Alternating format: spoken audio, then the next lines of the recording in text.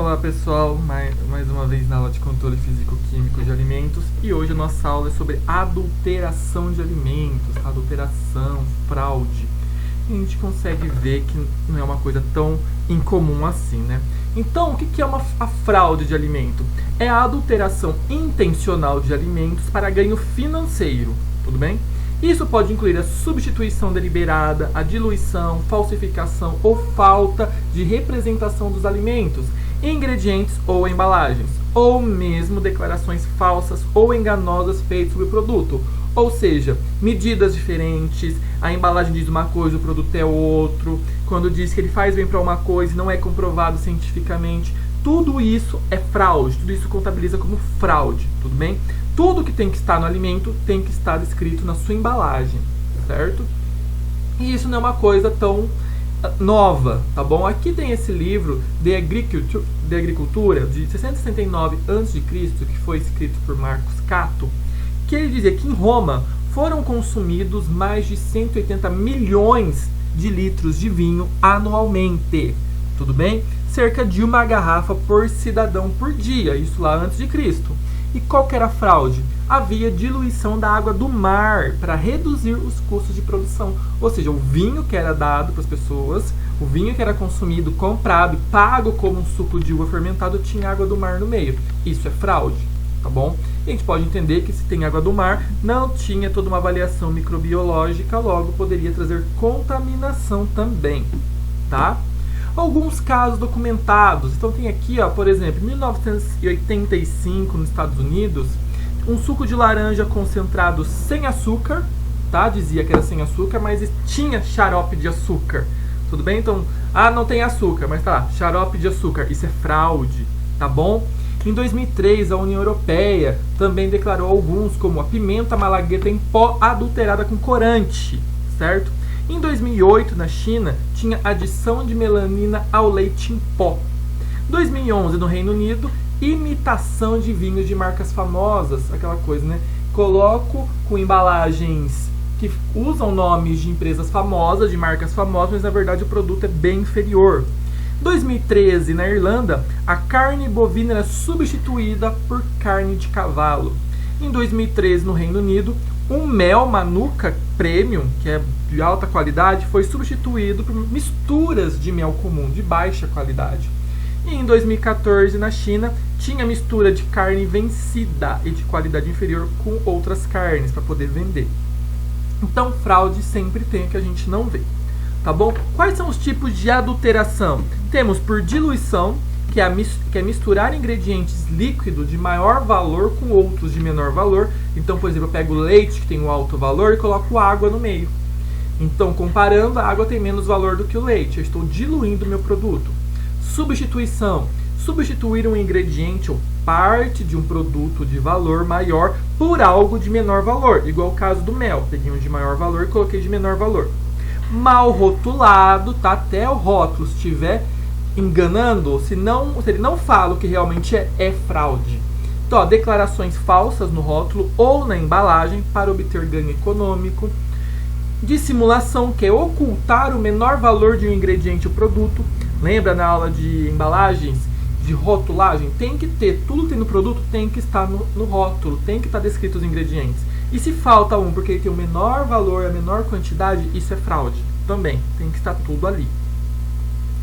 Maior qualidade aparente, ou seja, adicionar um material não declarado a um alimento para aumentar seus atributos de qualidade.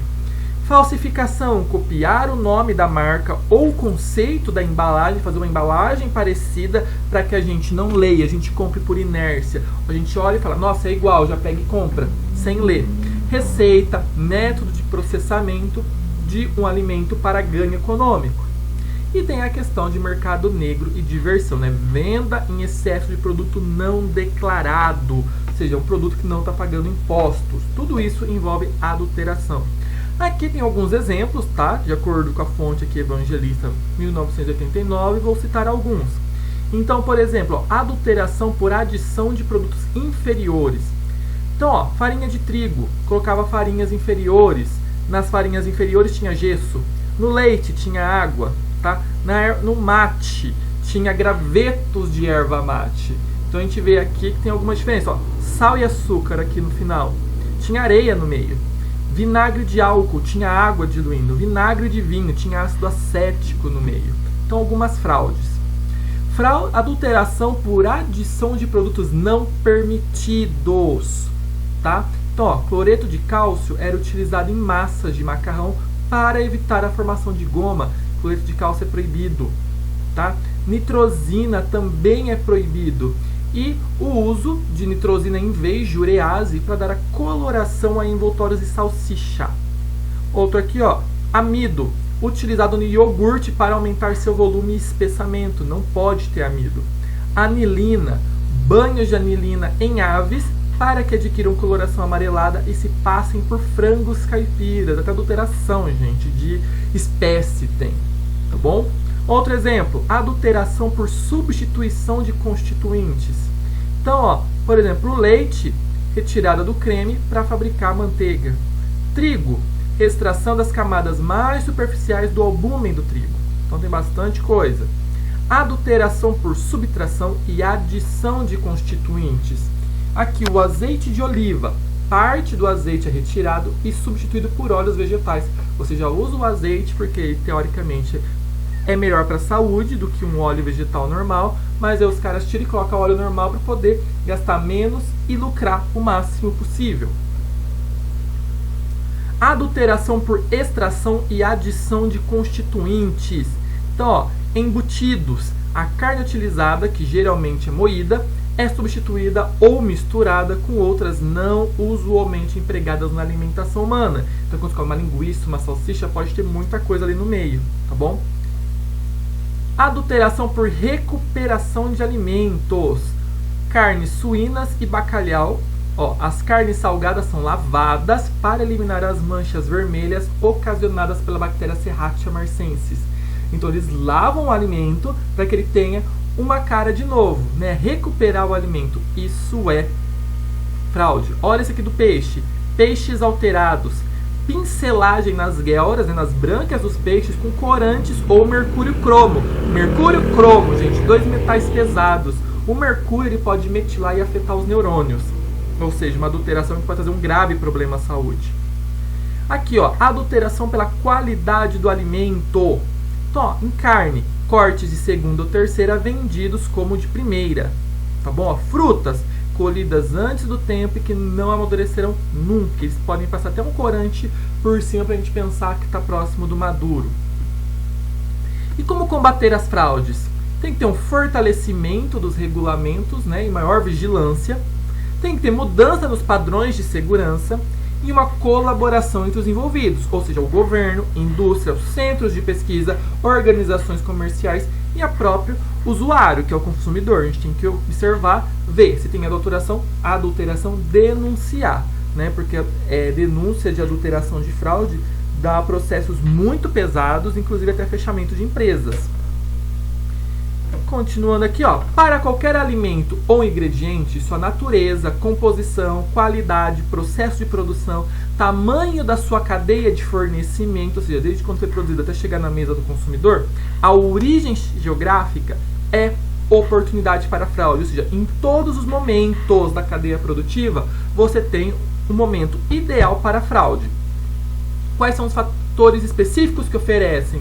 Características físicas e composição do alimento. Então, dependendo das características físicas e da composição, você pode adulterar.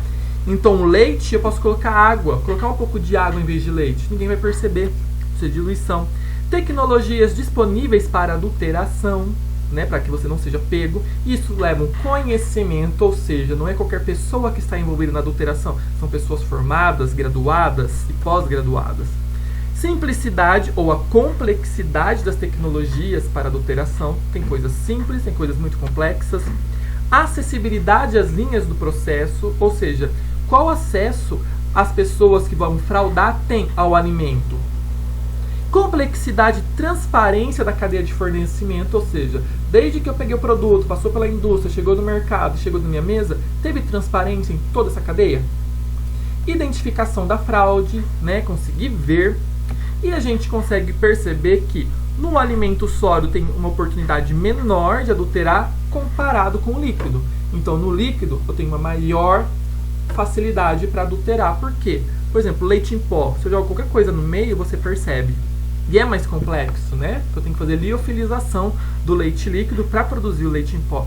Já no líquido, eu só misturo. É difícil de perceber se não tem adulteração de cor, cheiro, entre outras. Tá bom? A motivação econômica pode ocorrer de duas maneiras, né? Para levar à fraude. Maximizar a renda e reduzir os custos de produção. É o que o capitalismo pede, tá bom? Quais são os fatores específicos que oferecem a motivação econômica para as fraudes? Atributos especiais que vão determinar o valor. Então, algum alimento que diz, é de tal procedência, só isso já determina o valor dele. Então, eu dou esse nome, mas coloco um produto inferior e ganho pelo nome do superior, que nem vinhos, mel. A demanda do mercado. Então, se tem uma grande demanda, tem uma maior produção. É mais fácil de adulterar do que produtos com baixa saída. Nível de competição. Quanto mais competitivo é, maior a chance de fraudes por motivação econômica. Estratégias competitivas entre empresas. O ganho pessoal ou o desespero de um empresário para não falir, vamos dizer assim. A cultura ética do negócio. Né? Às vezes não tem problema nenhum, tá tudo bem, tem recurso, tá pagando bem os funcionários, tá ganhando bem. Só que tem aquela questão ética. Eu quero ganhar mais e acabou, é isso. Chantagem ou a própria corrupção, que a gente sabe que existe no nosso país, tá bom? Então, quando a competição é menor entre as indústrias, entre o produto, eu tenho uma menor substituição dos ingredientes. Quando eu tenho uma competição maior, eu tenho uma maior substituição.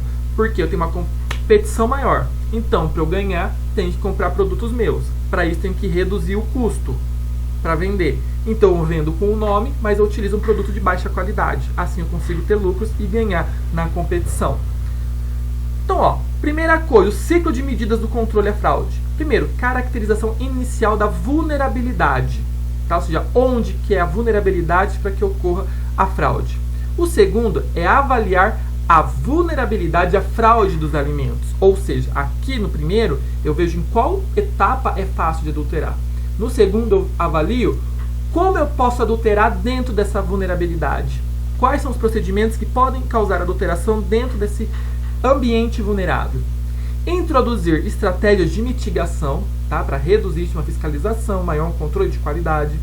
Integrar as estratégias identificadas na gestão integrada da empresa e implementar os controles e reavaliá-los sempre para melhorar. Porque sempre, do mesmo jeito que a política empresarial tem que melhorar, tem que crescer para poder melhorar o produto, preservar o produto, quem quer fraudar também vai melhorar suas estratégias. Certo? Então, pessoal, bons estudos, dá o like no vídeo, até a próxima. Tchau, tchau.